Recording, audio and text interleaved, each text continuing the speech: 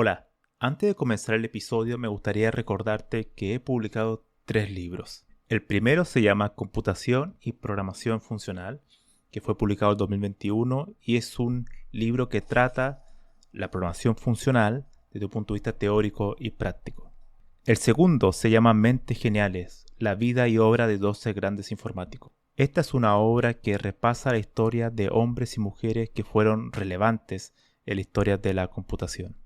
Y el último, el más reciente, se llama Principios de Programación, donde explico una nueva forma de entender la programación a través de 8 conceptos. Todos estos libros se pueden encontrar en librerías en España o en Amazon, y también en Latinoamérica se puede encontrar a través de Mercado Libre y Busca Libre. Para más detalles pueden visitar mi sitio web camilochacon.com. La conversación de hoy es con Jesús Gómez, experimentado desarrollador de software venezolano, y hoy vamos a hablar sobre su experiencia en el mundo de la programación.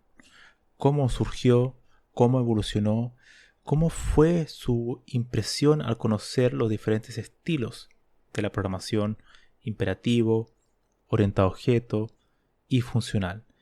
Y en este último nos vamos a quedar porque es una de las grandes pasiones de Jesús, y él nos hablará un poco de Haskell y en específico sobre todos los lenguajes derivados de Lisp, entre ellos Clojure. Así que no se olviden de compartir este episodio y suscribirse a este podcast. Hola Jesús, un gusto tenerte por acá. Hola Camilo, bueno, muchas gracias por la invitación. Un honor estar aquí en tu programa. No, el honor es mío. Además que, bueno, ya tenemos una relación de hace un tiempo, nos conocemos desde Twitter. Y además sé que has participado muchísimo en comunidades, por ejemplo, la comunidad de Clojure, que hablaremos en un rato más. Así que, bueno, como lo hago con todos mis invitados, cuando comienza la entrevista, lo que quiero más que nada es ver cómo surgió tu interés, ¿no? Tu pasión por la informática. Así que ya sería la primera pregunta. ¿Cómo surge en tu vida, aparece la palabra programación? Programación.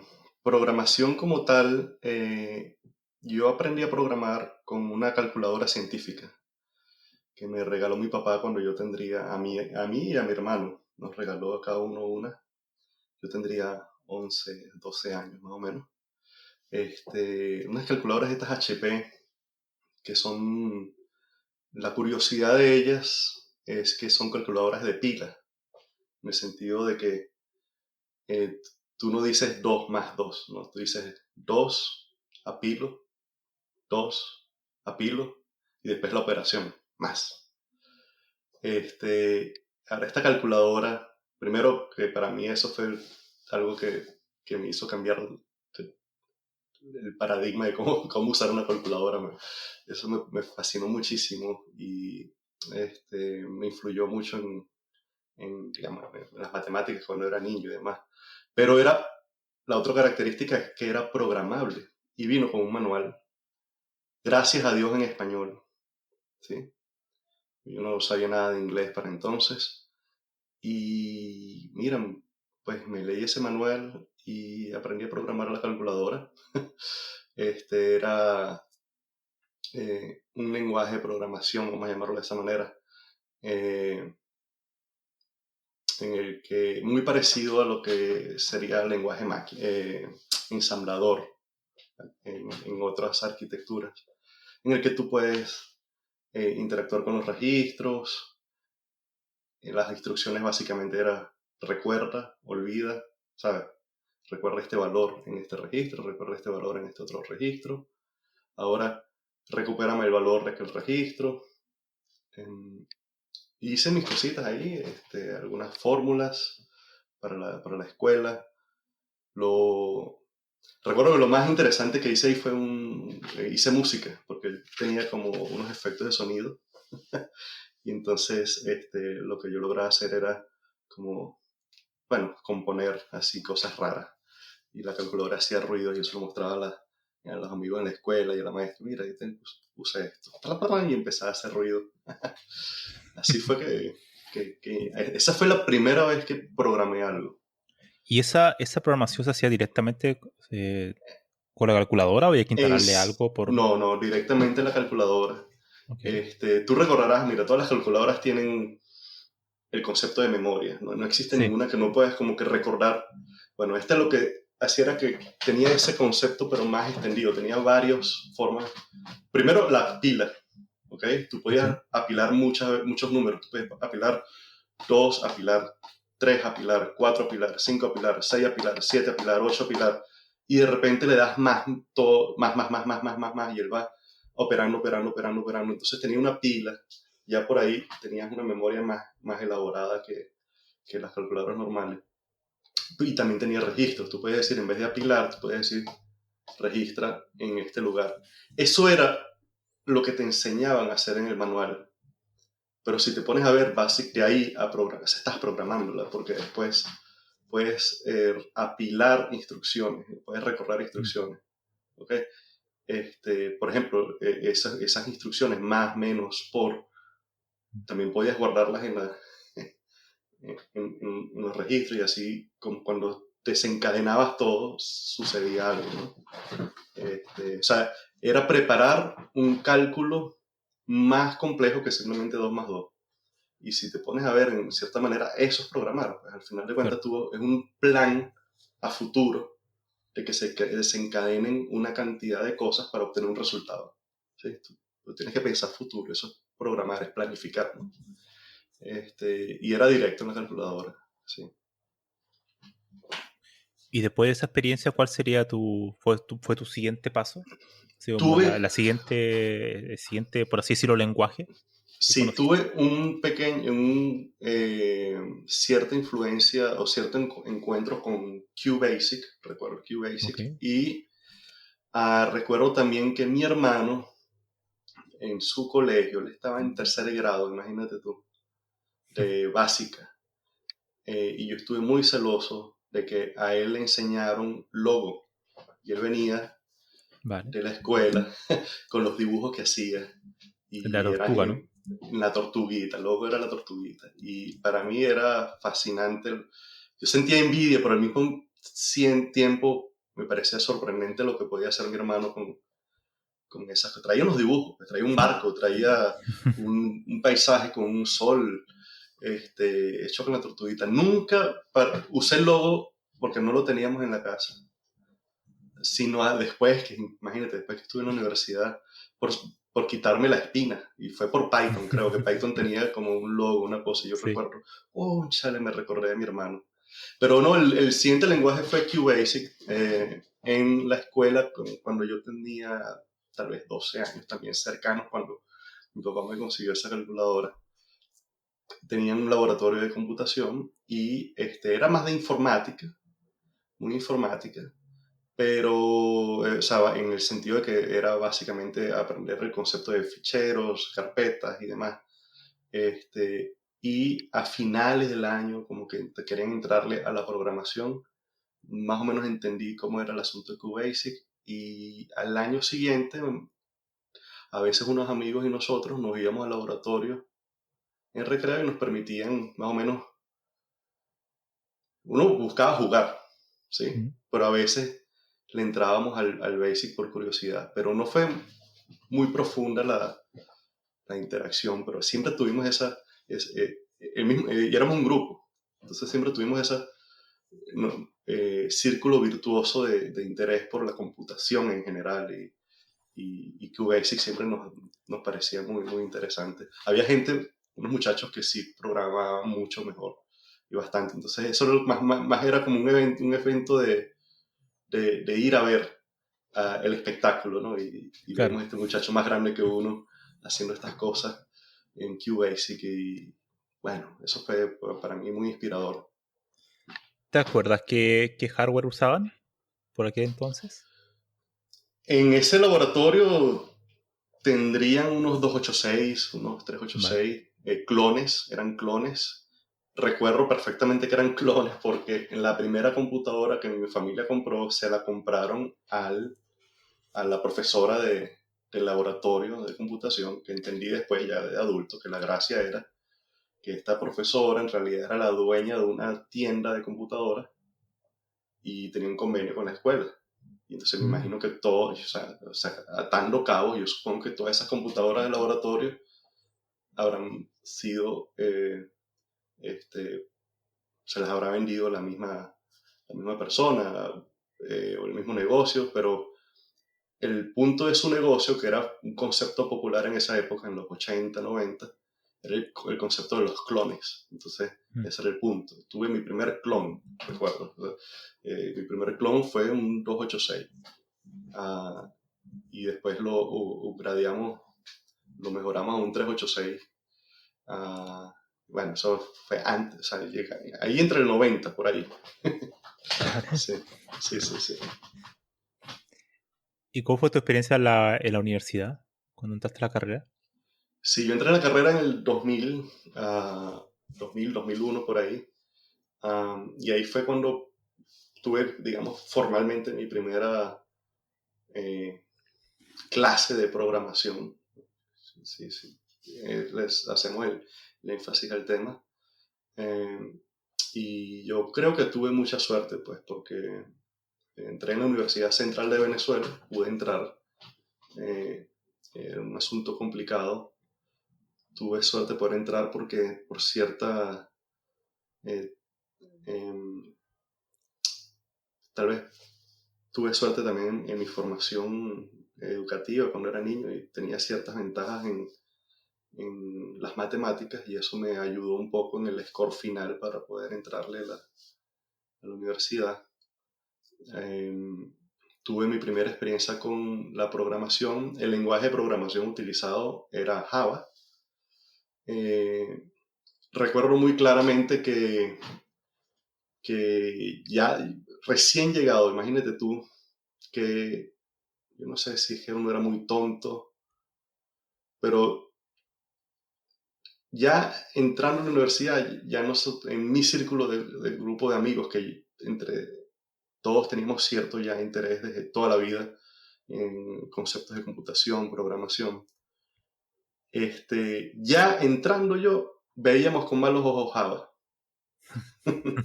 Ya veníamos predispuestos a pensar que estaba mal porque teníamos la esperanza, porque había unos amigos nosotros que estaban estudiando en otras universidades y más adelantados, la idea que teníamos era estudiar C, C++, que si eran lenguajes de verdad o eran... Teníamos la idea de que eran lenguajes serios, algo así, que era lo que íbamos a aprender recuerdo que al principio fue como un desánimo, un desaire que nos hayan... El cuento era que nosotros fuimos la primera generación en la universidad que entró con Java. Entonces, claro, los que estaban más adelante nos contaban con qué lástima, nos hablaban de eso, porque, qué lástima que les tocó programar con Java, porque eso no es un lenguaje serio, es C, C++. Una tontería, sinceramente. Pero creo, viéndolo retrospectiva, y no me tardé mucho en entenderlo, creo que tuve suerte, no del lenguaje, sino de la reestructuración que hubo en ese momento en la universidad en cómo enseñar y demás. Porque llegué a conocer un futuro después las personas que tuvieron eh, tomaron esa decisión técnica particular de cambiar a Java, pero no se trataba de lenguaje, sino hicieron una cosa bien planeada, digamos, de toda una carrera. No se trataba la materia se llamaba algoritmos y programación, pero el punto es que tú no planificas algoritmos y programación, tú planificas la carrera. Entonces, después del Claro. algoritmo de programación viene estructuras de datos, después de estructuras de datos viene esto, y el lenguaje es muy importante, pero no es lo principal. Y recuerdo que las razones por las cuales eligieron Java era porque había mucha presión de la industria en esa época y solamente habían dos candidatos, tres candidatos, era C, C++ o Java. Y si te soy sincero, yo creo que para enseñar a un novato a programar es mejor entre esos tres empezar con Java, que con C++ y C, simplemente porque es de mucho mayor nivel el lenguaje. En fin, ese fue mi primer lenguaje de programación formal y recuerdo también que tuve mucha suerte. Algo que marcó mi vida fue el libro que utilizaron. Ese fue mi primer libro de universidad, ¿sí? Que era el libro, se llamaba Manual de Referencia de Java. Ok. El autor era Shield, Herbert Shield, y creo que se llamaba Patrick Naughton, uno de los 4 creadores de Java. Que para cuando uno es un muchacho uno no le da importancia a esas cosas, pero el libro eh, me lo comí, me conecté muy fácil, muy rápido con el libro. Fue una experiencia eh, novedosa para mí, como que, oye, ver ese formato de libro que te enseña, pero al mismo tiempo puedes ir para atrás y para adelante y responder preguntas. Si lo leíste bien, puedes ir, tienes una duda, puedes ir a la página, ¿no? A la sección. Claro. Y esas dos cosas, ese fenómeno a mí me marcó mucho porque, bueno, creo que es una de las cosas que más me caracterizan o me caracterizaron durante mi estudio en la universidad fue prestarle atención al libro recomendado y sinceramente leerlo. Antes de eso yo no le paraba mucho, yo no era lector, no, no era lo que disfrutaba hacer, lo mío era las matemáticas. Sinceramente no leí muchos libros durante mis estudios en básica y secundaria, pero después le agarré el gusto y fue gracias a esto, no sé, en retrospectiva. Yo leo muchísimo, pero fue influenciado totalmente por la universidad y la necesidad de tener que leer, por supuesto, en la universidad. Me gustaría preguntarte ahora sobre el paradigma orientado a objetos.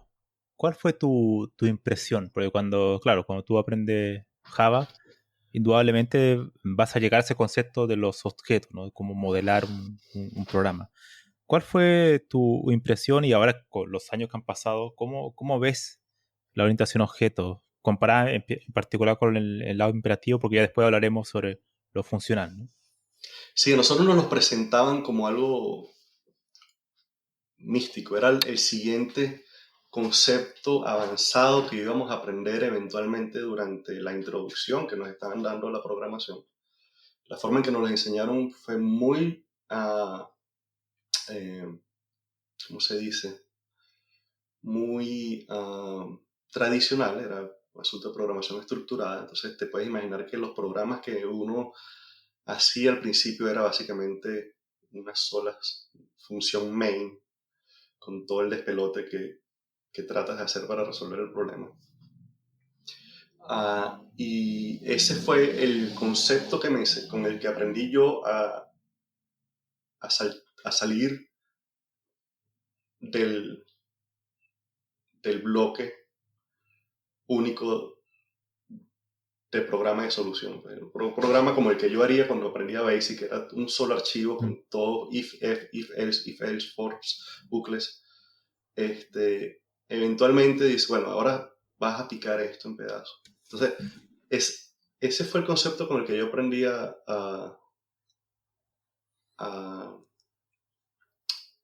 sí, a subdividir el problema en subproblemas y en soluciones diferentes. Uh, y no tenía nada con qué más contrastarlo. O sea, para mí eso era la programación estructurada, ¿sí? Y fue impactante en el sentido de que la programación estructurada en sí mismo, descomponer un problema en sus partes, en sus componentes y ordenarlo de esa manera y reutilizar código, cuando lo haces por primera vez te crees el dueño del mundo, te crees Superman. Y bueno, ese fue, por lo menos fue un impacto positivo la primera vez que lo encontré y lo entendí. Sin embargo, no lo logré comprender mucho porque ese no era el punto de programación orientada a objetos al principio, tanto como el asunto de tú sabes, de acoplar Claro. datos y funcionalidad en estas instancias. Y el objeto no era protagonista en lo que nos estaban enseñando, Mm. eh, el concepto de objeto como tal. Entonces, digamos, la formación fue muy rara en ese sentido. Eh, Ahora lo entiendo claramente, que el problema tuve yo en mi formación tal vez fue no entender que la programación orientada a objetos enfatiza el concepto de objeto y está en el mismo nombre, ¿no? No se trata de las clases, no se trata de la herencia, porque eso era de eso era lo que se trataba cuando yo aprendí.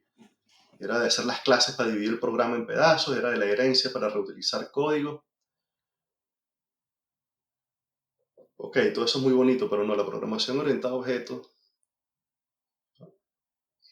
es, como le dice el nombre, el concepto fundamental es el objeto, que es aquello que tiene un estado y un conjunto limitado de conductas y funcionalidades asociadas al objeto de alguna manera eh, que el programa lo establece. O sea, la forma clásica es, bueno, por a través del concepto de las clases. Tú puedes decir cuáles son las funciones asociadas a todos los objetos que pertenecen a la clase.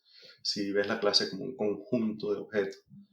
Pero no es la única manera. Ya lo entiendo, ya entiendo ahora que bueno, hay mil maneras de asociarle funcionalidades a los objetos, pero el concepto fundamental es ese, pues el objeto y las cosas que puedes hacer con él, la conducta, el pase de mensaje y todo lo demás.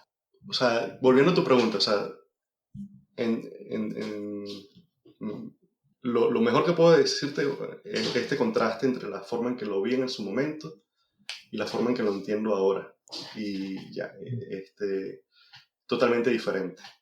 Pero por supuesto viene por la experiencia, pues, la experiencia y los años de trabajo y demás. Pero es diferente, es muy diferente la forma en que ves este concepto, la forma en que lo interpretas, cuando lo ves por primera vez, cuando te lo tratan de enseñar, o la forma, sobre todo la forma en la que te lo explican, afecta tanto en tu entendimiento que bueno, es totalmente diferente a lo que creo yo que es, porque puede estar equivocado también, o cómo debería entenderse en la actualidad.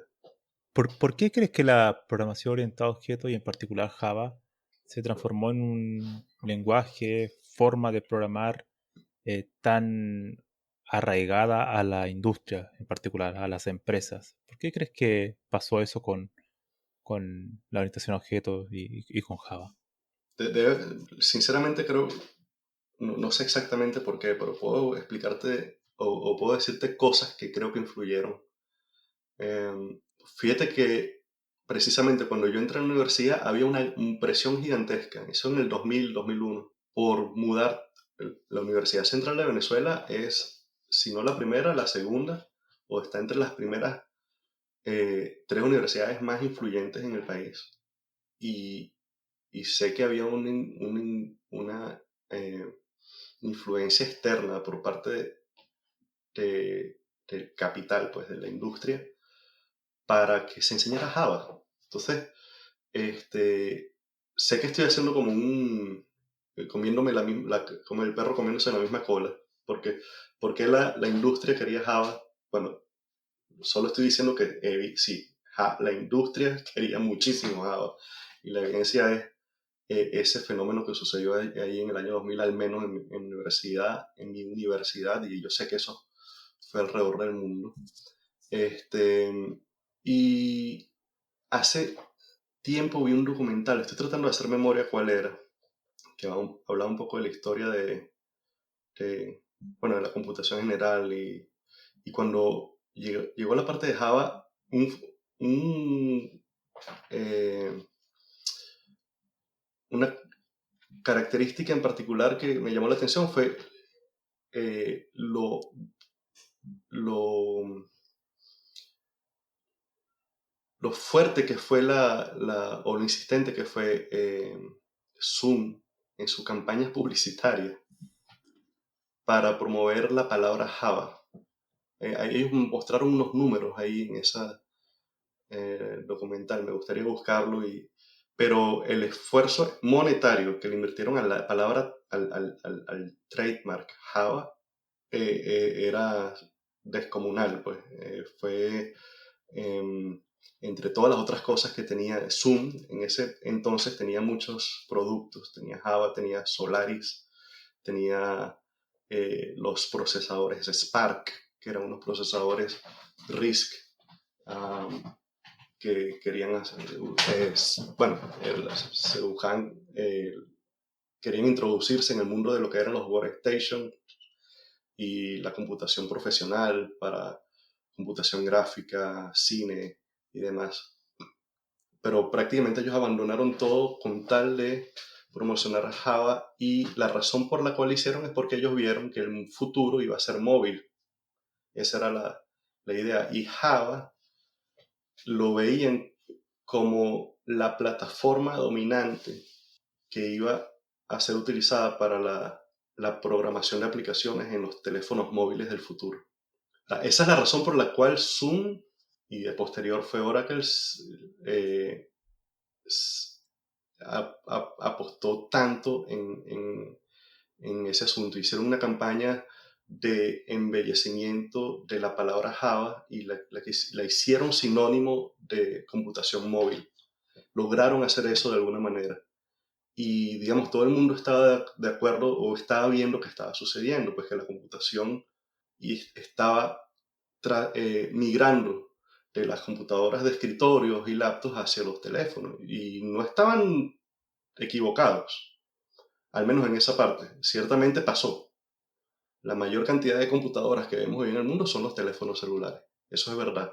Pero, digamos, tal vez se equivocaron con que Java iba a ser la plataforma, aunque si te pones a ver, bueno, Android de cierta manera es eso, pero, pero no es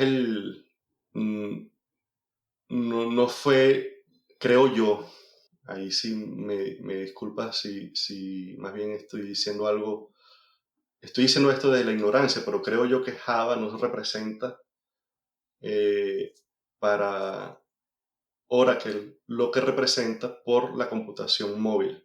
Tal vez, me imagino yo que Google les estará pagando, creo que hubo un asunto en el que Google tuvo que pagarle regalías para poder usar Android, y hubo um, eh, ciertas problemas legales entre Google y Oracle por el asunto de Android siendo una plataforma básicamente Java. Ok, eso es cierto, pero estoy seguro que tal vez lo que había querido ser su microsystem entonces, cuando insistió tanto en la tecnología de Java, fue ser el Google de hoy, fue ser el Apple de hoy. Yo me imagino que esa es la posición en la que ellos estaban apuntando. Java, no Android. Ellos lo hubieran llamado Java OS, seguramente. ¿Me entiendes?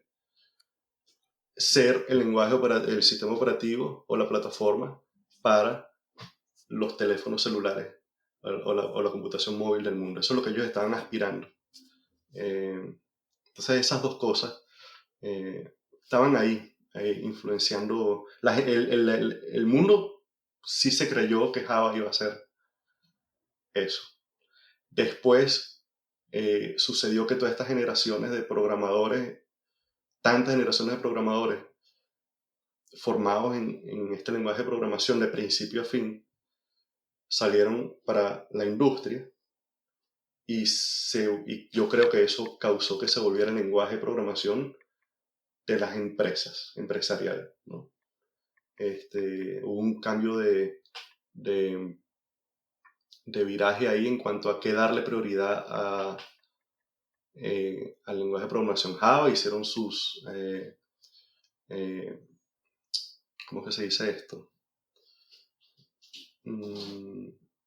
Bueno, olvidé la palabra, pero digamos, la comunidad de Java o los líderes de Java se lograron hacer las cosas a tiempo, y lograron cambiar el viraje. Vieron que en la computación empresarial, estoy hablando de las páginas web, de los servicios, 24/7. Toda esta nueva generación de programadores sabían Java y había que aprovechar esa situación. Creo yo que se pusieron los patines, como decimos, y lo hicieron a tiempo y definieron este Java Enterprise Edition, y se incrustaron en esta parte. Pues. Entonces fue una especie de círculo virtuoso en pro de Java como concepto, que aprovechó una ola, que era tú sabes, la computación embebida y móvil, pero bueno, logró materializarse en otra parte, que fue la computación empresarial, y eso, por lo menos durante todo el año, todo el principio del siglo XXI, fue dominante, fue un hecho. La programación empresarial era Java, sí, Ahora básicamente. me gustaría pasar a hablar sobre un tema que yo sé que tú eres bastante entusiasta, y el tema de la programación funcional. Y me comentaras un poco para alguien que no, que bueno, que quizás solamente conoce C o Python o Java, y que me hablas un poco sobre qué es la programación funcional y qué lo diferencia desde la orientación a objeto o de la programación imperativa. Sí, lo interesante de la programación funcional, o al menos lo que me impactó a mí la primera vez que tuve un encuentro con la programación funcional, que fue por cierto en la universidad, eh, era el lenguaje Scheme y después ML. No Machine Learning, sino Meta Language, creo que es la idea. De ahí viene OCaml, ¿no? OCaml. La primera vez que yo encontré estos lenguajes era una materia dedicada a enseñarte otros paradigmas de programación para contrastar. Se llamaba lenguajes de programación. También la idea de esa materia era hacer tu propio lenguaje de programación. Ahí conocí la programación funcional, pero también conocí la programación lógica. Disfruté mucho el shock cultural. Para mí eso fue un shock cultural. Pero el momento más impactante fue enfrentarme a esta función que tengo que hacer para resolver un problema. Vamos a llamarlo, vamos a conseguir el número mínimo en una colección. Y lo primero que tú escribes es prácticamente la solución. O sea, es como si tuvieras un lenguaje imperativo, es cuando te dicen empieza con el return. Eso no es lo que normalmente uno hace cuando uno escribe una función en lenguaje imperativo, pero a veces te lo recomiendan, un return rápido. Hay que aceptar que eso es una especie de choque cultural. Y la idea es que en este estilo de programación, tú tratas de expresar qué es lo que necesitas, más del cómo. Eso fue lo que yo encontré en la programación funcional tan atractivo.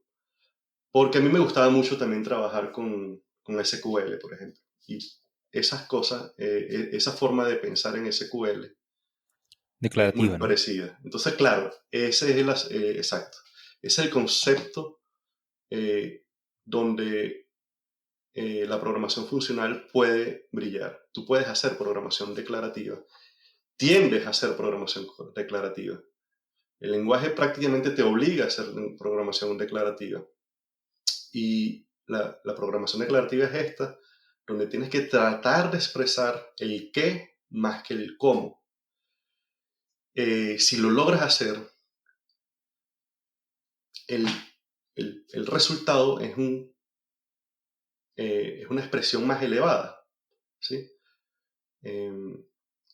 Yo me imagino que el siguiente nivel será poder escribir el por qué. Yo no sé, eso será programación filosófica. Pero vamos desde el cómo allá abajo, subes un poquito tu nivel al qué, y bueno, algún día llegaremos al por qué, pero estamos en el qué y me pareció muy agradable. Y esto no es de esto no se trata la programación funcional, solo digo que esta es la característica que me hizo entender su poder, porque es como decir, tienes SQL, pero en un lenguaje donde puedes hacer eh, de manera realista aplicaciones. Porque si bien, bueno, todas las máquinas de Turing pueden hacer lo que otras máquinas de Turing hacen, ¿ok? Pero de manera realista tú no puedes con SQL, o normalmente tú no haces con SQL una aplicación o un servicio directamente, ¿no? Pero con la programación funcional sí lo haces y estás programando de manera declarativa eh, cosas más allá que las típicas consultas que tú puedes hacer con SQL. Hay quienes hacen el experimento, hay quienes se ponen con SQL y hacen, tú sabes, Tetris o Sí. cosas por el estilo. Pero encuentro que es mucho más sencillo hacerlo en otros lenguajes, especialmente en los lenguajes funcionales. Hacer un Tetris en Haskell o en Clojure es más realista que hacerlo en SQL. Y me siento más cómodo en este mundo de la programación declarativa, que tiene que ver con otros aspectos con respecto al manejo de complejidad del software, que lo vas entendiendo con la experiencia y que básicamente lo reduzco en el que tú tienes que bailar con la complejidad. Tienes que entender que no existe sistema interesante que no sea complejo. Esto contrasta con la palabra simple, pero es una equivocación. Simple es difícil. Eso lo has escuchado seguramente 1000 veces. Sí. Simple es difícil. Y simple no significa la falta de complejidad. Al contrario, es una ilusión. Algo simple y tal vez para mí es la óptima complejidad que puedes lograr en un sistema para cumplir su función.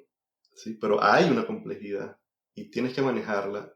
Y yo he conseguido que mientras más elevado tu lenguaje o las expresiones que utilices y más densas sean las expresiones que utilices, eh, es más fácil mantener la complejidad controlada, ¿sí? En su lugar.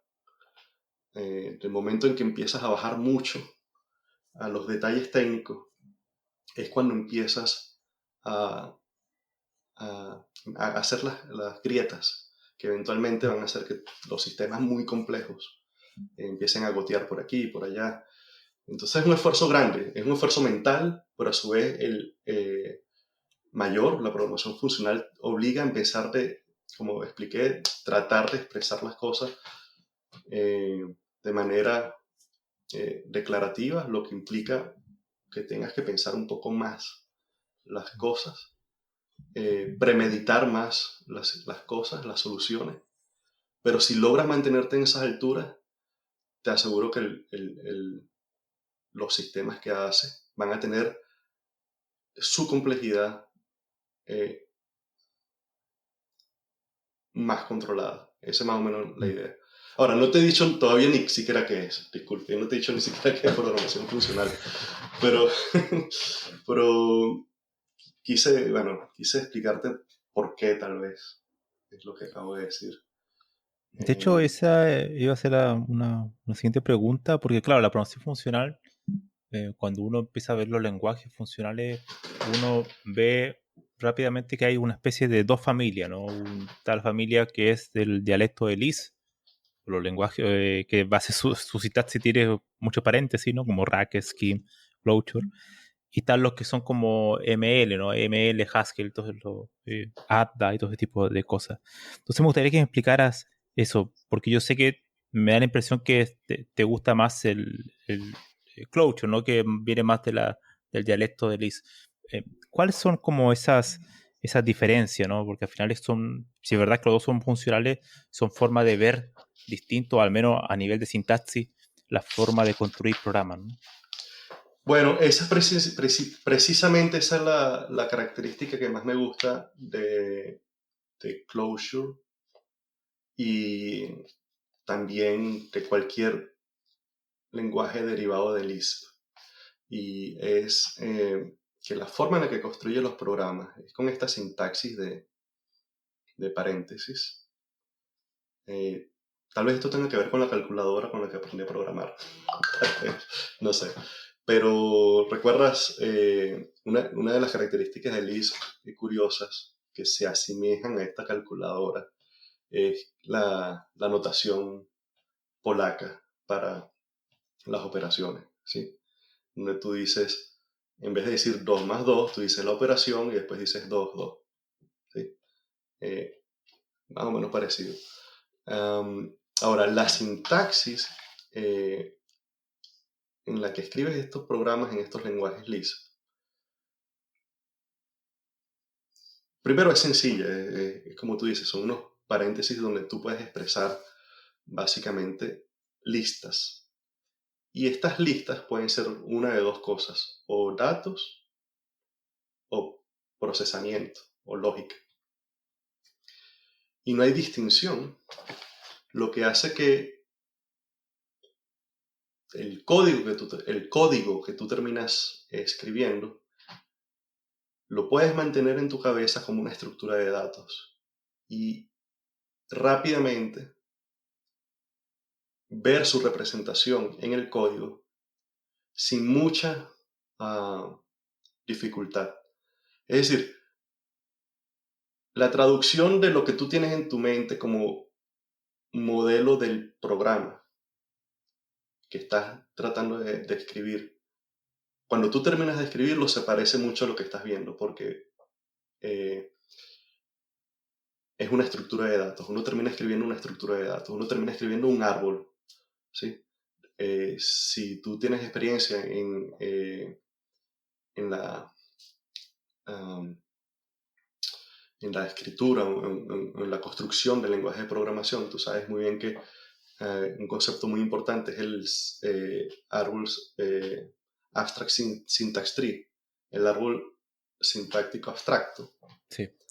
que es como la meta a la que tratas de llegar.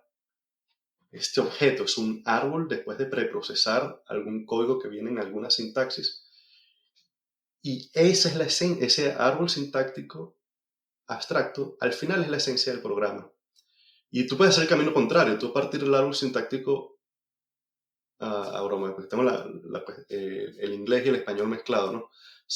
Abstract Syntax Tree, el árbol sintáctico abstracto, tú puedes regresarte a otros lenguajes, tú puedes agarrar del mismo árbol, expresar el mismo programa en C, en Java, en otros lenguajes. Ahora, el salto de este árbol sintáctico abstracto a Lisp es trivial. Es trivial porque prácticamente es lo mismo, ¿sí? Eh, Porque de nuevo, lo que tú escribes en Lisp es una estructura de datos. Tú escribes tu árbol, que se asemeja muchísimo al árbol sintáctico abstracto. Entonces, esa a mí mm, personalmente me agrada. Me agrada que el mapa mental que tengo del programa se parece muchísimo a lo que estoy viendo como estructura de datos. De paso, dado que es una estructura de datos, puedes manipularlo como una estructura de datos. Ese árbol tú puedes después, en tiempo dinámico, añadirle y quitarle hojas y cosas con las mismas operaciones con las cuales manipulas árboles. Fíjate que esta característica no tiene nada que ver con programación orientada a objetos o funcional, ¿no? Es un asunto puntual de Lisp en la forma en la que expresa el código que me parece muy conveniente, ¿sí? Um, en una forma en la que te puedo explicar la conveniencia práctica de esta característica, además de que el mapeo mental es inmediato, eso me parece muy valioso. Como lo que tú escribes es una estructura de datos, los editores de texto y los IDEs se aprovechan, de hecho, de este fenómeno y tú puedes practicar lo que llaman la programación estructurada, pero no confundir con el concepto de programación estructurada, donde dividimos un programa en bloques, ¿sí? Y funciona y demás. No, sino la programación de estructuras, vamos a llamarlo de esa manera, en el que los editores de texto aprovechan de que pueden mapear directamente lo que estás viendo del árbol. Y tú puedes agarrar bloques de árboles anidados y, digamos, seleccionarlos completamente, ¿no? Y decir, bueno, agarro este bloque, lo saco de aquí y lo coloco en su propia función. Y puedes declarar una función con este bloque. Y los editores entienden ese concepto. Tú puedes, con los editores de texto especializados en Lisp, tú puedes navegar tu código como si fuera un árbol. Es decir, profundiza, profundiza, profundiza, sube, sube, sube, dame todos los hermanos, ¿sí? Gracias a la forma en que terminas, en que Lisp y su sintaxis define el código. Esas dos cosas son fascinantes, para mí son hasta divertidas, ciertamente.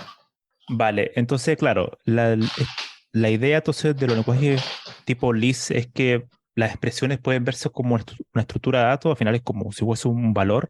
Eso me imagino que permite también extender el lenguaje y también te permite crear lenguajes, ¿no? De manera de manera mucho más amigable, ¿no? Más fácil. Es así porque empiezas ya con el árbol sintáctico abstracto. Es una práctica común en el mundo Lisp. De hecho, hay un lenguaje Lisp que se llama Racket, famoso por eh, ser utilizado mucho para enseñar programación, para iniciarse. Y este grupo de la gente de Racket son fanáticos del desarrollo de lenguajes. ¿Sí? Se están constantemente haciendo nuevos lenguajes para múltiples propósitos. Y ellos consideran que el Lisp es ideal para esta actividad. Tanto así que la disciplina que tiende a usar esta escuela, vamos a llamarlo de esta manera, del pensamiento, en la industria, esta gente lo hace seriamente. Y seriamente te dicen que cuando la forma de programar sistemas complejos, o la forma en que ellos recomiendan, es que terminas aceptando una realidad, y es que vas a terminar que hacer un lenguaje nuevo, adecuado para el problema que estás solucionando. Esta es una realidad que, digamos, es una observación que mucha gente de otras áreas de la computación siempre eh, han tenido. No es la primera vez que lo oigo. Muchas veces la gente de otras áreas termina diciendo esto en forma de burla, pero es como una realidad. Tú terminas haciendo un programa tan complejo cuando estás trabajando en ciertos dominios, que terminas haciendo como un lenguaje de programación nuevo, que no es más que la colección de, tú sabes, todas estas funciones de propósito específico y, y bibliotecas y módulos que cualquier persona que trabaja en la industria sabe que una vez que te metes en un equipo de trabajo, no basta con el lenguaje de programación, vamos a llamarlo C. Estás trabajando en C, vas a tener que meterte un puñal de lectura y un buen tiempo para aprenderte el lenguaje de este team, de este equipo, el lenguaje de este sistema, el lenguaje de este programa, que, que es una mezcla entre los términos y palabras y terminología que decidieron utilizar los ingenieros o los diseñadores de esta solución, a saber, el nombre de las funciones, el nombre de los archivos, las ubicaciones y demás. Entonces son palabras y términos nuevos siempre. No vas a encontrar, tú no vas a irte a otra empresa a trabajar de otra cosa y vas a encontrar las mismas funciones, los mismos eh, eh, jerga, la misma lengua. Y es en parte aquello y en parte siempre está inspirado en el dominio del problema que tratan de solucionar quienes están haciendo esta solución. Y es verdad, es una colección de palabras, una colección de idiosincrasias y lenguajes que lo que está diciendo la gente de Racket, o al menos esta escuela de pensamiento, es que, bueno, aceptar esa realidad y, y hacer la ingeniería de la solución considerando la creación del lenguaje. ¿Sí? Y como es un asunto trivial en Lisp, es la norma para ellos, para hacer las soluciones. Es muy interesante. Yo no soy de esa escuela porque no he tenido el tiempo. Me gustaría como que de manera investigativa, de manera en tiempo libre, eh, desarrollar de esa manera. Hay algunos libros que tratan de este tema en particular, pero bueno, para darte la razón en lo que lo acabas de decir, sí, mira, para muestra un botón, y esta gente es la muestra, ¿sí?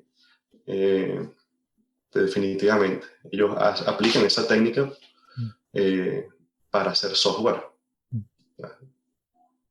Y por ejemplo, si te menciono Haskell, ¿cómo lo diferencia de Clojure, que sé que es el lenguaje que conoces mucho más? Sí, Haskell es espectacular.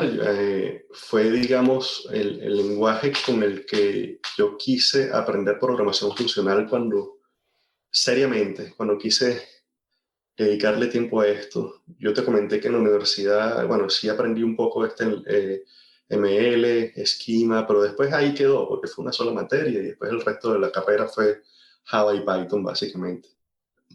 Pero después que salí, me quedó la piquiña, coño, qué bonito era la programación funcional, ojalá que tenga tiempo de esto y demás. Y cuando conseguí tiempo libre, dije, bueno, tengo poco tiempo, ¿no? ¿Cómo hago para aprender programación funcional? Hice una pequeña investigación y dije, Haskell es el lenguaje para aprender programación funcional y no me equivoqué. O sea, creo sinceramente que si alguien tiene la curiosidad de aprender programación funcional, Haskell es un muy buen camino para aprenderlo.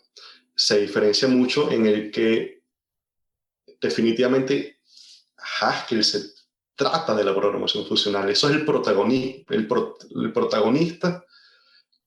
de Haskell es la programación funcional y los tipos de datos eh, de una manera que yo no estaba acostumbrado. O sea, para mí fue novedoso cuando aprendí Haskell.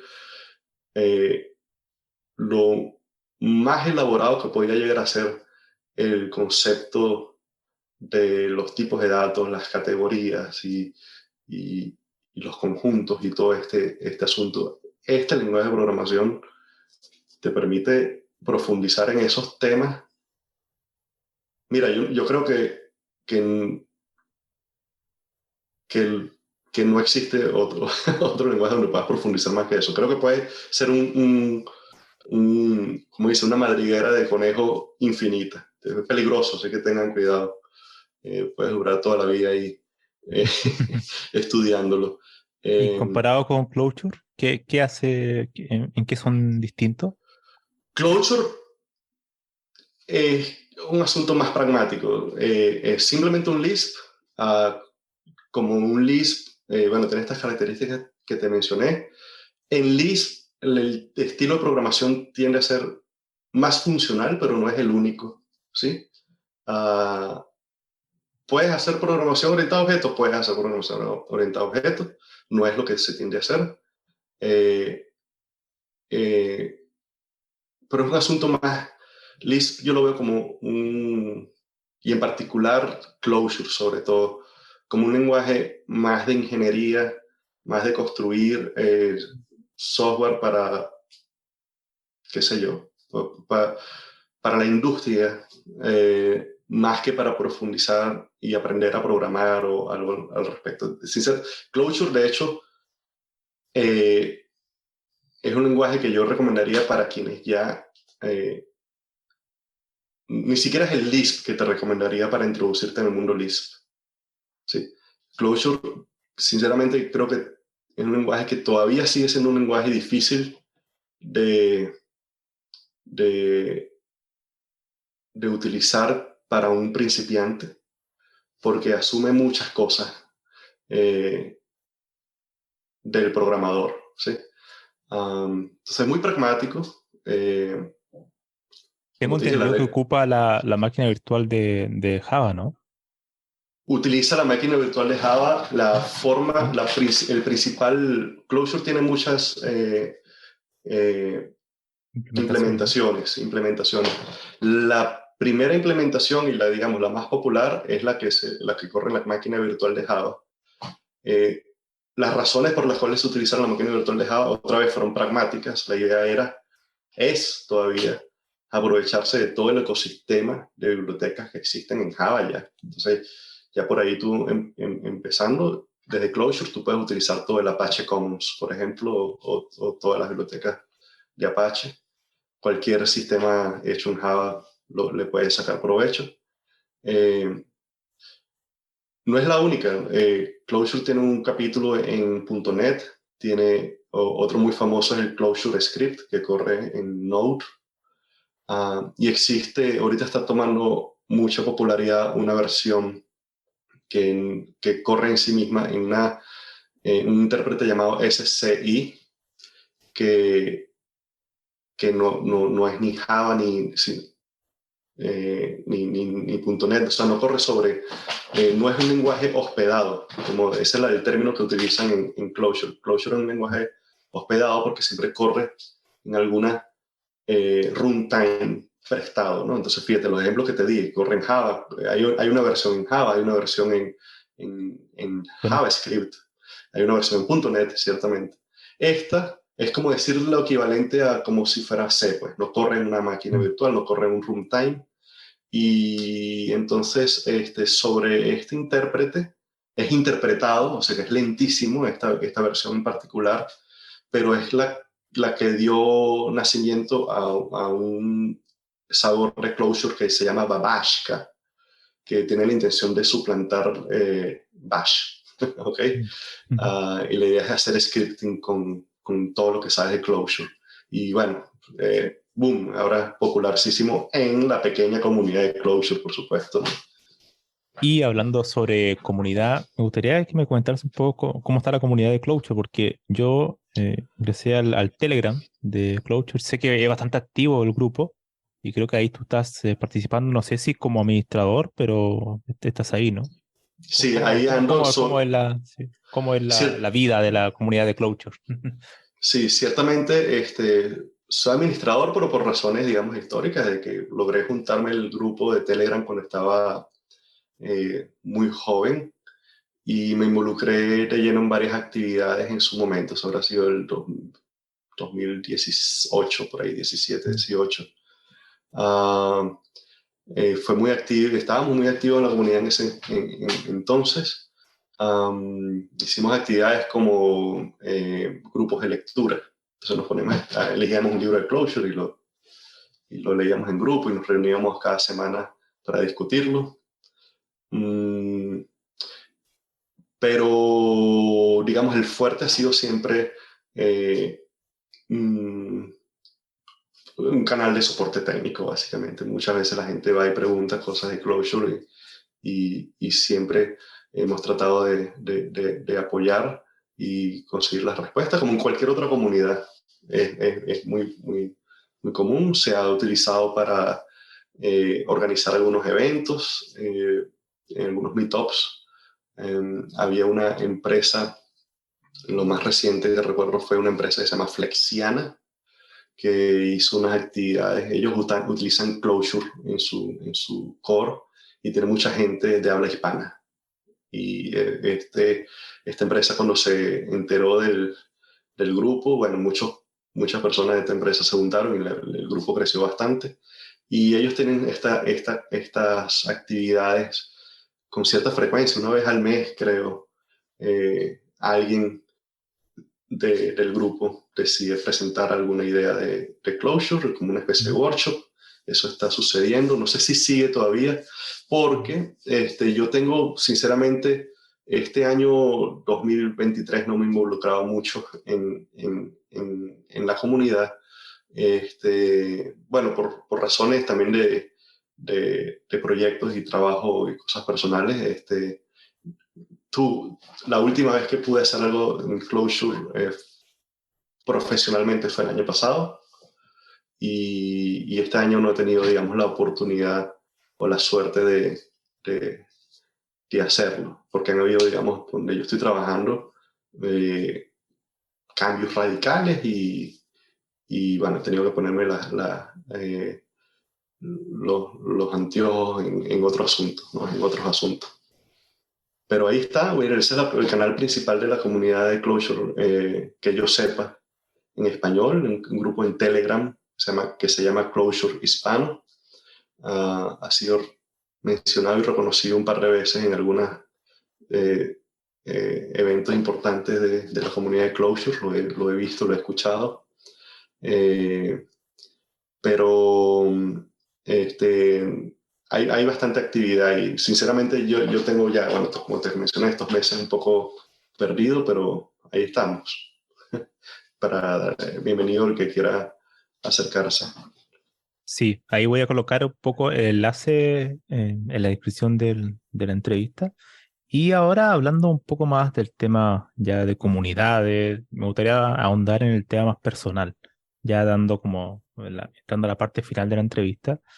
Y es el tema después ya de tus bastante tiempo ya programando, no tan solo en Venezuela, sino que ahora tengo entendido que estás en Canadá. Así que me gustaría que me comentaras un poco tu experiencia y cuál sería, por así decirlo, si es que hay, ¿no? Según tú ya después de tantos años de ya programando, ¿cuáles son los puntos, o sea, las características que tú consideras que hacen a un buen programador o hacen a un mal programador también, porque eso también nos podría llevar a lo contrario, ¿no? Sí, Para al las personas que complemento. están, sí, para que las personas que están recién comenzando a aprender pudieran tener un pequeño atisbo de, de por dónde van los tiros, ¿no? Ya, bueno, en mi experiencia hay muchas cosas, ¿no? Pero te voy a compartir una sola, o al menos esta es la que voy a, a enfatizar, porque tal vez otras características ya te la habrán mencionado mil veces, pero, y no es muy técnica, fíjate, el común denominador de todos los programadores que yo admiro o he admirado durante mi carrera, cuando yo veo a alguien digo, wow, qué, qué, qué profesional, como dirían. Y tiene que ver con la palabra profesional.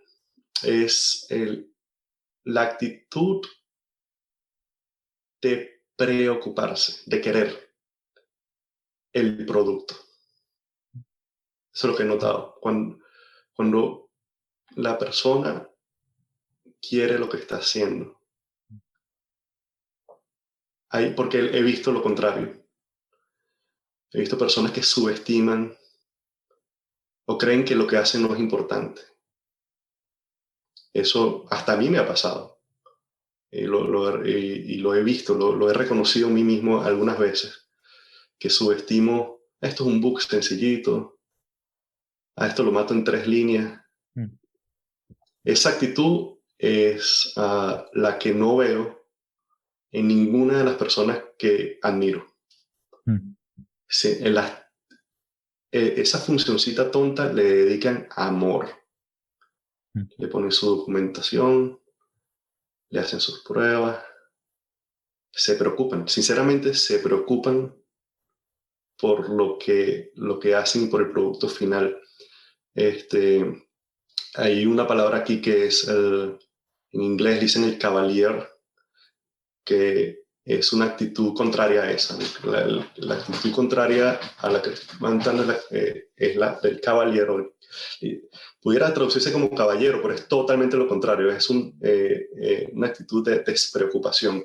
Entonces, tú puedes notar cuando alguien tiene actitud de cavalier, de, de, de que mira por encima la cosa, no es gran cosa, claro. tienden a ser los malos. Mm. Hay una Y él cierta como desidia, ¿no? Como, bueno, decide, esto funciona y me olvido, ¿no? Y se acabó. la desidia, gracias. Yo creo que esa es la palabra. Y eso es lo que tienes que temerle, creo yo. Eh, y yo lo trato de hacer, yo trato de dedicarle, y no es que, o sea, lo digo con honestidad, por tener la suerte de haber trabajado con gente que terminas admirando, tú los quieres imitar. Mm.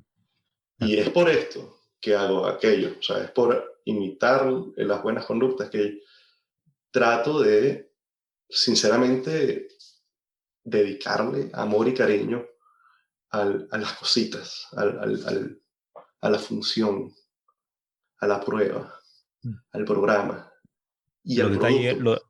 los detalles importan. Sí importan, sí, sí, es increíble, los detalles importan. Sí, señor. Además de eso, bueno, en esta entrevista también has mencionado el tema de los libros y me gustaría un poco hacerte la última pregunta y que tiene que ver un poco con los consejos que le darías para alguien que recién está comenzando en el mundo del software, pero consejos de cualquier tipo. Me imagino que yo creo que leer es algo que quedó implícito, ¿no? Un poco en la entrevista, leer Bueno, libros técnicos. lo voy a enfatizar otra vez porque Sí, eso creo que es sí, sí. lo que más me ha marcado a mí. Mira, yo di clase en la universidad y yo lo decía, así textualmente. No sé si algún día algún alumno mío te podrá verificar el hecho, pero yo podía llegar a decirlo con descaro. Varias veces dije en varias clases que di este, que le decía a los alumnos que ellos pudieran no entrar a la clase. A veces que les decía, ¿qué hacen aquí? Pero por, por hacerles pensar un poco, en realidad.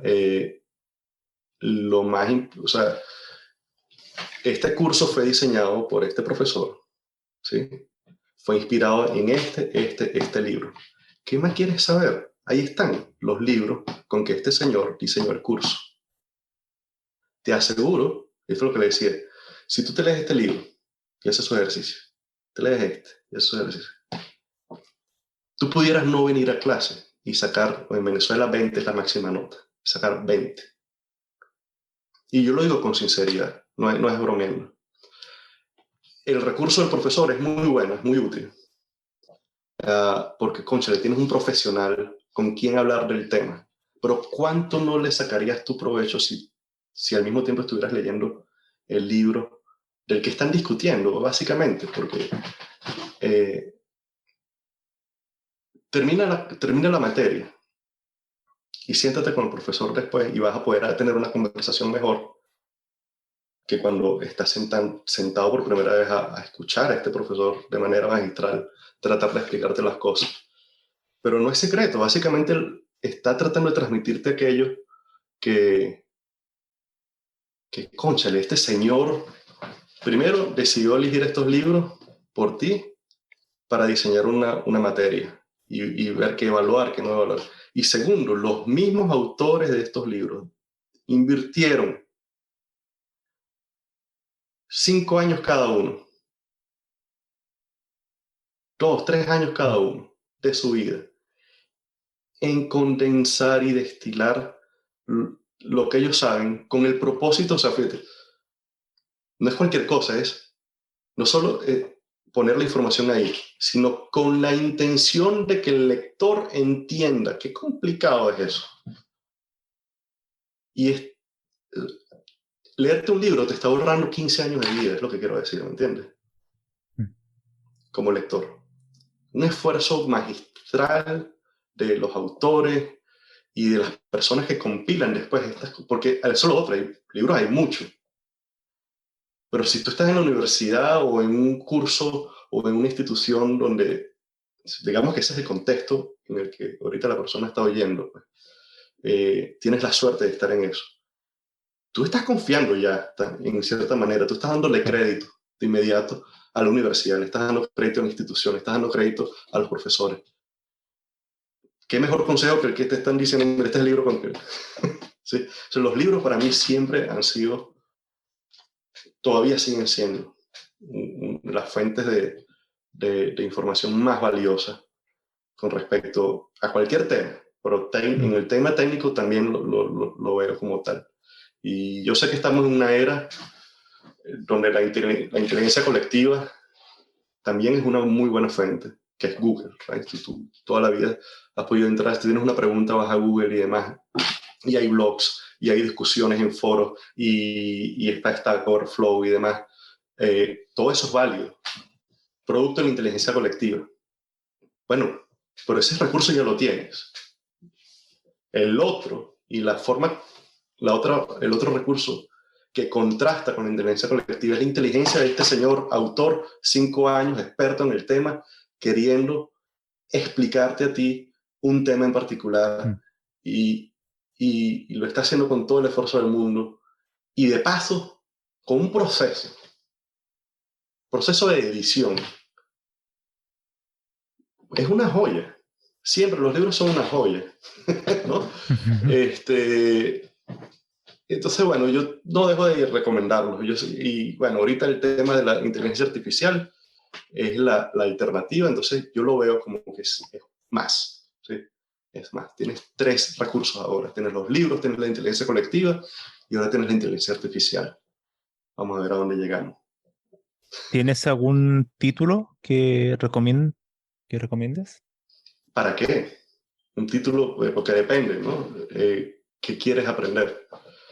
Por ejemplo, algo que, no sé, me imagino que para alguien que quiera aprender programación desde un punto de vista más general, más que una herramienta en particular, no sé, de computación, por así decirlo. Mira, no, yo te voy a recomendar que en tu contexto, tú decidiste apostar. O sea, si tú estás en una institución, por ejemplo, y estás aprendiendo, confía en que las personas en que no tienes otra, ya lo estás haciendo al principio, confía en que las personas que te están enseñando lo están haciendo de la manera más noble y con la mejor intención del mundo. Ellos seguramente eligieron para ti unos recursos literarios, ¿sí? Si te vas a lanzar el autodidacta y vas a empezar a programar, yo sí te recomiendo el libro. Hay un par de libros que a mí me llaman la atención. De hecho, te puedo mencionar 5. Con cualquiera de ellos puedes empezar, depende de cómo te sientas más cómodo. Cada uno de ellos está atado a un lenguaje de programación, así que de repente, como te sientas más cómodo, ¿no? Pero, digamos, el libro más influyente en el mundo de la enseñanza de la programación, por cierto, del mundo funcional, es el libro que se llama Structure and Interpretation of Computer Programming, creo que es CIP. Salzman es el autor. Es un lenguaje que es un libro que te introduce al mundo de la programación, utiliza el lenguaje Scheme para enseñar y comparte algo con los otros libros que te puedo mencionar que me parece muy importante. Pero el otro libro también es uno que es más didáctico, de hecho es como que un heredero de este libro original, se llama How to Design Programs. Este lo recomiendo muchísimo. Está inspirado, utiliza unos lenguajes derivados de Racket, pero eso es lo de menos. El asunto es la escuela. Hay otro libro que me gusta muchísimo, cuyo lenguaje es basado en Python, se llama, al menos la primera edición era Cómo pensar como un científico de la computación. Sí, lo conozco. Bellísimo ese libro, bellísimo. Creo que ahora se llama Think Python, creo que se llama así la última edición. Y hay otro que se llama Python, así mismo, Python, del autor Cele. Todos estos 4 libros se parecen mucho. Lamentablemente no puedo recomendar, digamos, todos estos los he leído, por eso los recomiendo. Me gustaría poder recomendar otros, pero sinceramente, si no los he leído, no lo voy a hacer. Lo que ellos tienen en común es cierta manera, cierto orden en enseñar los conceptos y la introducción a la programación. Y una de yo creo que el común denominador de todos ellos, que es lo que más me gusta, es que le dan un protagonismo al concepto de función, como le llaman building block, como como bloque de construcción. Mm. Necesario, creo yo, para entender, a introducirte en la programación de una manera que me hubiera gustado a mí haber empezado, sinceramente.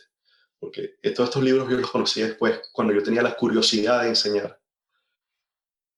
Wow, y creo que en cierta manera también me introdujeron a mí a la programación funcional. Y para mí, simplemente es lógico, o sea, it makes sense. Darle protagonismo a la función como bloque de construcción casi atómico con el que puedes componer después tus soluciones. Eso es lo clave y lo vas a conseguir en todos estos libros. Esa es la manera en que ellos introducen a la programación en estos 4 libros. Si te sientes más cómodo con Python, puedes utilizar los otros los libros que mencioné. Yo no sé si yo te puedo conseguir los enlaces, Camilo, y de repente los compartes después. Vale. Y bueno, digamos el original, el que inició esta escuela de pensamiento de cómo enseñar programación es SCIP, SCIP, SI, Structure and Interpretation of Computer Programming, creo que es SI, Program, exacto, sí. SICP. Bueno, no podría terminar la entrevista sin antes preguntarte sobre la inteligencia artificial.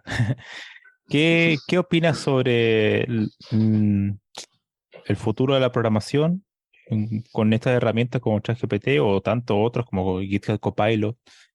¿Cuál crees que va a ser el futuro de la programación? ¿Vamos a tener asistentes inteligentes que nos van a ayudar a resolver errores? ¿Vamos a ser mejores programadores? ¿Los programadores van a quedar obsoletos? ¿Qué opinas? No, yo me lanzo en la ola de que vamos a mejorar.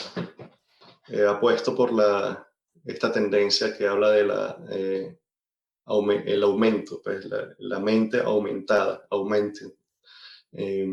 Son un poco más, ¿cómo se dice? Broma. A veces positivo, vamos a llamarlo de esta manera, con respecto a este fenómeno. Optimista. Pero optimista, gracias. Sí, a veces mezclo ando en esa ola. Lo veo muy positivo. Creo que simplemente lo que va a suceder es que vamos a ver, vamos a tener, es como los lentes que aumentan nuestra visión, pues, mejora la visión de las personas que lo necesitan. Tenemos los lentes, tenemos los correctores ortopédicos, tenemos otros aparatos. Bueno, en este caso creo que estas herramientas, en particular las herramientas de los modelos grandes de lenguaje, lo veo como una forma de expandir nuestra mente de esa manera, así que vamos a tener mejor trabajo mental. Nuestro trabajo, el de los programadores, es definitivamente un trabajo mental. No se trata solo de echar, de escribir código, se trata de solucionar problemas. Eso no nos lo va a quitar todavía la inteligencia artificial. Se trata de elegir los problemas de manera adecuada, en el orden adecuado. Es una estrategia, quitar el problema en pedazos. Para ese trabajo, yo veo que esta herramienta es poderosísima. Ya, yo no sé si tú la has estado utilizando, pero yo lo estoy utilizando del día a día y siento que ha mejorado mi productividad como programador. Si vamos a ser obsoletos cuando dejemos de ser programadores, pero creo que lo veo como positivo. Seremos filósofos, ¿entiendes? Seremos pensadores con una lupa gigantesca en nuestra mente para ver y pensar mucho mejor. Eso es, me gusta pensarlo de esa manera. Sé que las otras alternativas existen, que son más oscuras. Pero bueno, ya es cuestión de eso. Por supuesto, estoy totalmente especulando ya a futuro. Ahora, actualmente, hoy, yo lo siento de esa manera porque de esa manera lo experimento, de esa manera estoy utilizando estas herramientas y siento que me he vuelto más productivo gracias a ellas. Vamos a ver cuánto tiempo dura esta luna de miel, ¿no? con la inteligencia artificial, ¿no? Bueno, Jesús, el tiempo pasado volando, así que muchísimas gracias por aceptar la invitación. Yo creo que nuestros oyentes han aprendido muchísimo sobre la programación funcional y todo ese tipo de cosas como Clojure. Yo no sabía mucho de Clojure antes de la entrevista, así que no sé si tienes algunas últimas palabras que quieras decir. No, mira, más bien agradecido por tu invitación y bueno, un honor porque ya tú eres una personalidad pues, en el mundo en el círculo social de los programadores de habla hispana.